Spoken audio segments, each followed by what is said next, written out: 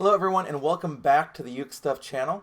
Today's video is all about the tutorial for Purple People Eater, which is a new play-along on the Uke Play-Alongs YouTube channel. So I always do the tutorials here, and just want to remind you that in the descriptions below you can find places to jump, and that's going to be important with this song because there are two versions. So you have a version that stays in one key. I've modulated a little bit so it stays in one key all the way out, and then the other one moves through 4 different keys with transpositions along the way. And then not only are there 2 versions, but then also I make one for one set for GCEA ukulele, which would be soprano, concert, or tenor, one for DGBE baritone ukulele, and then the other one for just chord names and lyrics for people that want to play, like for example on guitar or in a group of mixed instruments such as ukulele and guitar. So with that in mind, this song actually came out in the summer of 1958 and hit the #1 charts, #1 on the charts in the US, which is interesting, but it has turned into a Halloween type song, and that's why I'm recording it this year. Every year I like bringing a couple new Halloween songs, and this is one of the songs I'm bringing to you for this Halloween season. Now before we begin, I also like to introduce the ukuleles that I'm using. This is my new Enya Nova ukulele. It's a polycarbonate carbon fiber mix. It's a travel ukulele in the concert size, and I'm working on playing it this week before I make a final review of it, but I'm liking it so far. So let's take a look at the chords that you'll need for the static version in D with GCEA ukulele. Now the good news is the static version only uses 3 chords. So the first chord is the D chord. Now you have a couple different ways you can play D chord. One of them might work for you better than others. So the books always show that you put your first finger on the 4th string, 2nd fret, second finger goes on the 3rd string, 2nd fret, and 3rd finger goes on the 2nd string, 2nd fret, all in a row, leaving the 1st string open. Now, if you have larger fingers, that can be awfully hard to bunch all your fingers up like that. What I typically do is put my first finger at the very top of the 3rd string, 2nd fret, and then I put my second finger on the 4th string, 2nd fret on the other side of it, and then my 3rd finger goes on the 2nd string, 2nd fret, making a little upside down V shape, just like the G7 chord. And that's how I play D almost all the time. As a side note, it's actually easier to transition into some other similar chords right there, but that's something I've learned as time goes on. The other way that a lot of people will do it is they practice bending one of their fingers, whether it's their first finger or second finger or even the 3rd finger. A lot of times I will use my 3rd finger because it seems to have a little more bend, and then they do the same thing. They cover strings 4, 3, and 2 with that one finger and then try to leave the bend so that last string stays open, and then they can play the D chord that way. That works for you, great. Now later in this video I'm going to be showing the D chord again, but I'm just going to mention it quickly rather than taking all that time to talk about it again. The second chord you'll need is a G chord. First finger goes on the 3rd string, 2nd fret. Second finger goes on the 1st string, 2nd fret. And 3rd finger goes on the 2nd string, 3rd fret, making a V shape. That's your G chord. And then the final chord you need in the key of D is the first finger goes on the 3rd string, 1st fret. And those are the chords that you need when the song stays in one key in D throughout. Now let's take a look at the additional chords that you'll need for GCEA ukulele with the changing of the keys. And I'll try to do this quickly because there are now 12 total chords to get through. So the first chord is the D chord. No matter how you play it, you're going to be playing strings 4, 3, and 2 on the 2nd fret. So you put, I go always 3rd string, 2nd fret, 2nd finger goes on 4th string, 2nd fret, 3rd finger goes on 2nd string, 2nd fret. There's some reasons why I do that. If you want to play D another way, you can, but that's your D chord. The second chord you need is a G chord. The first finger goes on the 3rd string, 2nd fret. Second finger goes on the 1st string, 2nd fret, and 3rd finger goes on the 2nd string, 3rd fret, making a V shape. That's your G chord. The next chord is an A7 chord. The first finger goes on the 3rd string, 1st fret. Now, continuing through, the next chord would be the E flat chord, because you're going to shift up by a half step in the song. So the first finger will go on the first string, first fret, and then you need to cover strings 4, 3, and 2 on the third fret. For me, I find that bending my third finger, I can leave that first finger open, or that first string open, so that the first finger can vibrate freely like that. That's the E flat chord.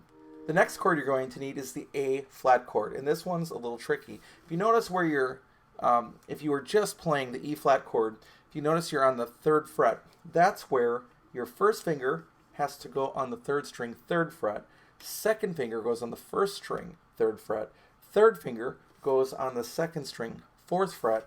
And then your fourth finger now has to get involved, coming over and playing the fourth string, fifth fret. And that's the A flat chord. It's now a movable shape that can move up and down.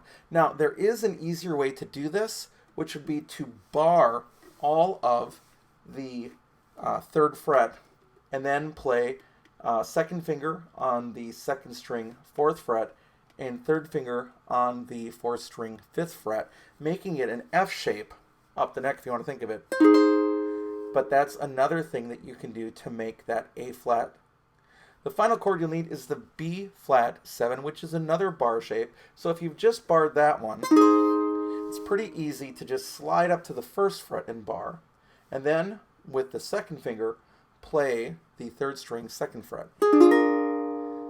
Now, just to mention about bar chords as we talk about the rest of this song, which is if your action is really high up here at the nut, which means that the strings are really high, it can be really hard to bar those notes at the first fret.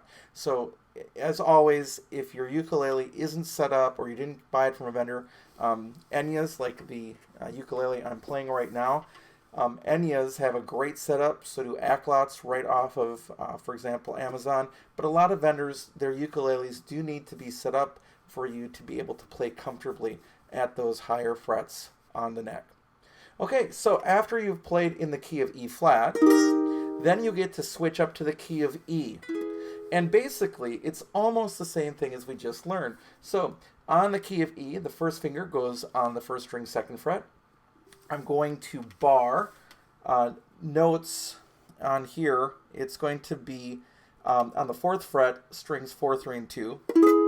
Let's see if I can get that. There we go. I hadn't been over enough. So that's your E chord.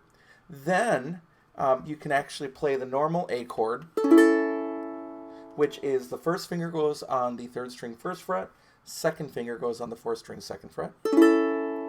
And then you can play a B7 chord. And just because you're used to playing the bar chords, this is a great place to do it again. You bar the second fret all the way across, and then put your second finger on the third string, third fret now. That's your B7 chord. Then you're going to move up yet one more half step into the key of F, which now seems simple. Normally the next chord here, we'll show it to you in a second, the second to last chord is considered difficult, but after you've been doing bar chords up here, it won't be a problem. So the first chord you'll need once you've shifted up to the key of F is the F chord. So the first finger goes on the second string, first fret, and the second finger goes on the fourth string, second fret. Then you're going to go to the B flat chord. So you're going to bar strings 1 and 2 at the first fret. Second finger goes to the third string, second fret, and third finger goes to the fourth string, third fret. That's your B flat chord. And the final chord you need is the C7 chord. So this is probably the best one to end with because it's an easy chord. First finger, first string, first fret. And you're ready to go. For the baritone chords, I'll be using my mainland baritone. It's my one and only baritone, and it is a cedar top with rosewood back and sides.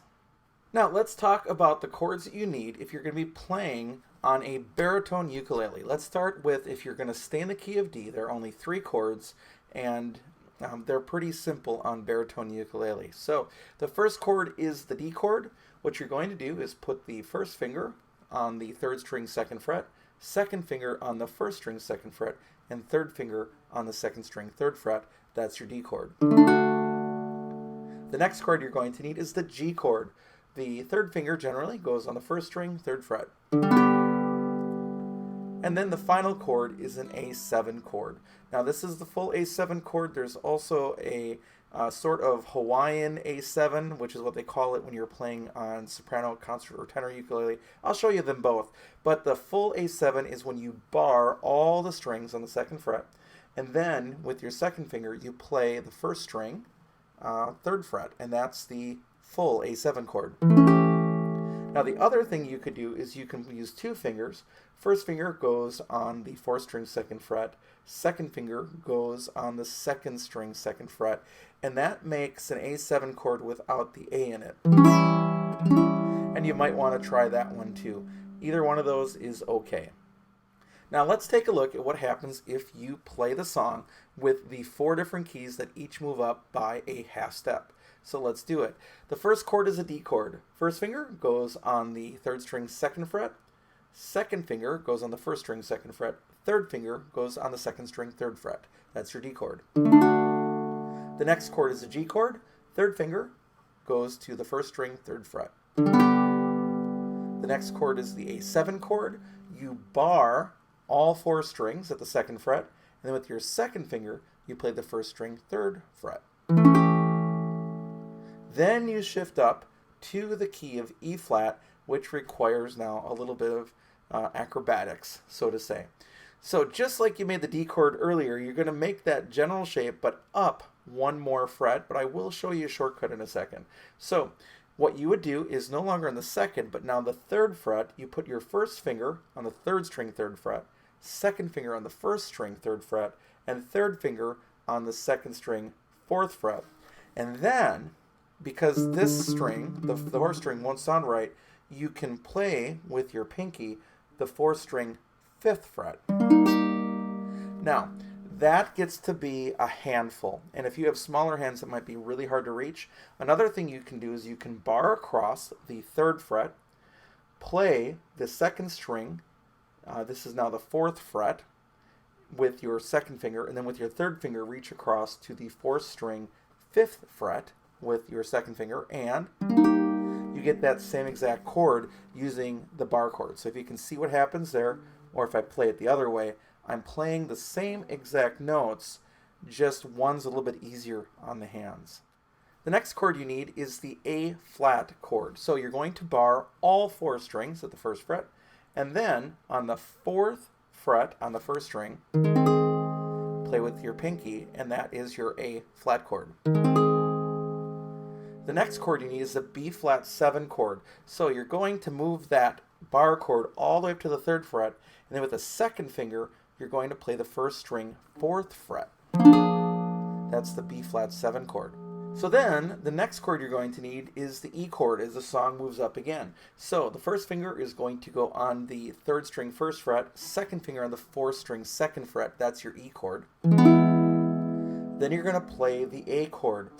You can play it a couple different ways, but the way that the books generally show is on the 2nd fret you play string 4 with your 1st finger, string 3 with your 2nd finger, and string 2 with your 3rd finger, all on the 2nd fret, leaving the 1st string open, and that's your A chord. And then finally you need the B7 chord. The 1st finger will go on the 4th string 1st fret, 2nd finger on the 3rd string 2nd fret, 3rd finger on the 1st string 2nd fret.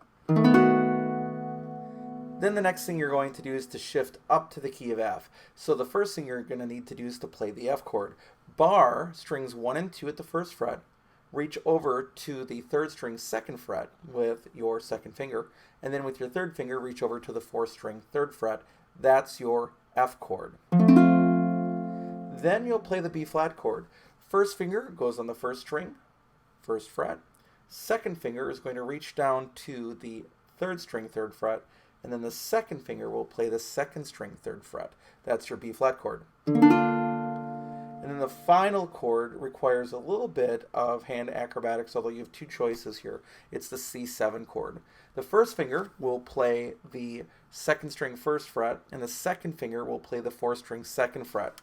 That gives you the C chord. But then you can add the 3rd finger on the 3rd string 3rd fret, which makes it a C7 chord.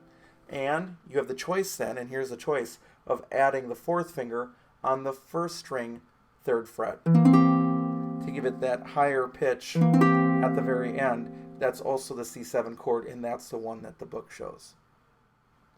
As it comes to strumming, let's try to keep it simple, particularly if you are trying to play the version with all the different key changes in it.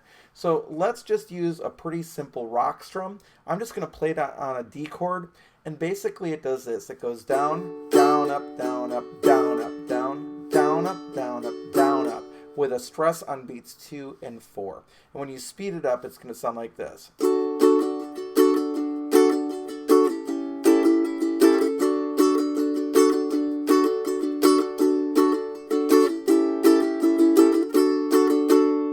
And let's take that a little bit slower. So it's down, down, up, down, up, down, up, down, down, up, down, up, down, up. And if you have that, then add the emphasis on beats 2 and 4.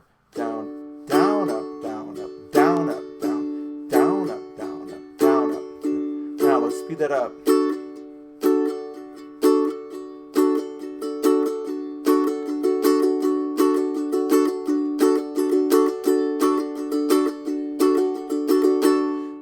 That should be all that you need to be successful on Purple People Eater. If you don't want to play all the key changes and all 12 of those chords, then just play the one that stays in that same key. If you like a challenge, hey, this is a great chance to start practicing some chords up the neck with a song that really is only a 3-chord song, but in 4 different keys along the way. So thanks for watching, and stay tuned. There'll be a couple more Halloween editions, hopefully, before we hit Halloween this year.